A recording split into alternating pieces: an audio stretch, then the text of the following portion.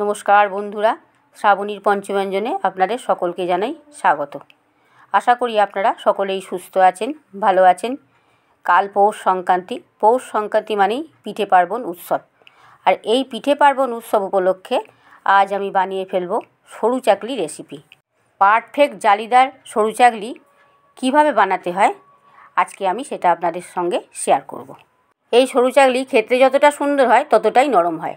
চলুন তাহলে শুরু করি। এখানে নিয়ে নিয়েছি এই কাপের হাফ কাপের কম পরিমাণ বিউলির ডাল। এই ডালটা সারা রাত ভিজিয়ে রেখে দেবো। ওই একই কাপের 1 কাপের থেকে একটু কম 2 কাপ পরিমাণ চাল নিয়ে নিয়েছি। চালটা নিয়েছি আমি তুলসী ভোগ, আমাদের এখানে এই চালটা পাওয়া যায়, এই চালটাই আমি নিয়েছি। চালটা 3-4 ঘন্টা মতন ভিজিয়ে রেখে দেবো। এই কাপের 2 কাপ পরিমাণ জল চালের মধ্যে দিয়ে দিলাম। মনে রাখবেন চাল আর ডালটা 3:1 এই রেশিওতে নিতে হবে। ডালটা হোল নাইট ভিজে গেছে, এবার ডালটা ভালো করে ধুয়ে নেব। ডালটা গতকাল রাতে ভিজিয়েছিলাম, চালটা কিন্তু আজকে ভিজিয়েছি। অপরদিকে চালটাও 3-4 ঘন্টা ভিজে গেল, এটাও ভালো করে ধুয়ে নেব। আগে মিক্সিং জারের মধ্যে ডালটা দিয়ে ডালটা একটা ফাইন পেস্ট করে নেব। এর মধ্যে একটু জল দিয়ে দিলাম। ডালটা ফাইন পেস্ট করা হয়ে গেছে, এটা একটা পাত্রের মধ্যে ঢেলে নিচ্ছি। এখন ওই জারটার মধ্যেই চালটারও একটা ফাইন পেস্ট করে নেব। চাল আর ডাল পেস্ট করে একটা পাত্রের মধ্যে ঢেলে নিয়েছি। এইবার একটা হাতা দিয়ে ব্যাটারটা ভালোভাবে মিক্সড করে নিচ্ছি।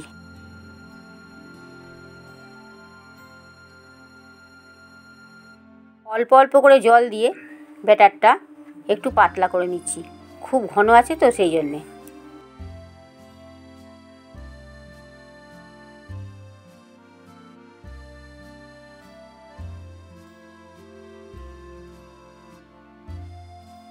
এর মধ্যে দিয়ে দিচ্ছি স্বাদ মতো নুন।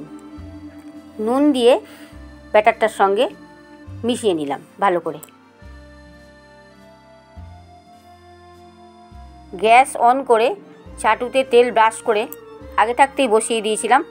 চাটুটা বেশ খানিকক্ষণ মিনিট 5 মতন গরম হয়েছে। ব্যাটারটা এবার আমি 1 হাতা মতন এর ওপর দিয়ে দিচ্ছি, দিয়ে ভালো করে ঘুরিয়ে দিচ্ছি।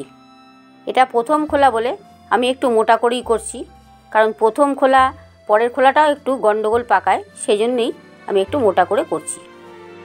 দেখুন প্রথমেই কি সুন্দর সরু চাকলি উঠে গেল। একটা সরু চাকলি হয়ে গেল, এটা তুলে ফেলছি আমি একটা পাত্রে।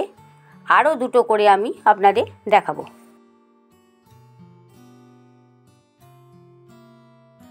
আবারও একটু তেল তাওয়াতে ব্রাশ করে দিলাম, এর ওপর দিয়ে খানিকটা ব্যাটার দিয়ে দিলাম। হাতা দিয়ে আবার ভালো করে ঘুরিয়ে দিচ্ছি। ব্যাটারটা দিয়ে হাতায় করে ঘোরানোর পরেই আপনারা কয়েক সেকেন্ডের মধ্যেই বুঝতে পারবেন যে সরু চাকলি হবে কি হবে না। সরু চাকলি ঠিক পারফেক্ট হলে আপনিই উঠে আসবে, দেখবেন আপনারা। দেখুন ব্যাটারটা হাতায় করে ঘোরাতে ঘোরাতেই কীরকম শুকিয়ে গেল, তখনই বুঝতে হবে যে সরু চাকলি পারফেক্ট হয়েছে। দেখুন একদম গোল রুটির মতন হয়ে গেল।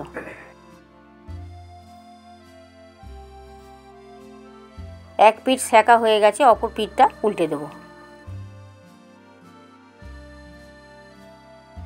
আরও একটা সরু চাকলি তৈরি হয়ে গেল, এটাকেও তুলে নিচ্ছি। তবে 75 ভাগ চাল আর 25 ভাগ ডাল না দিলেই সরু চাকলি কিন্তু গন্ডগোল পাকবেই, পারফেক্ট হবে না। এইবারে যে ব্যাটারটা দিচ্ছি সেই ব্যাটারটা আরও জল দিয়ে পাতলা করে নিয়েছি।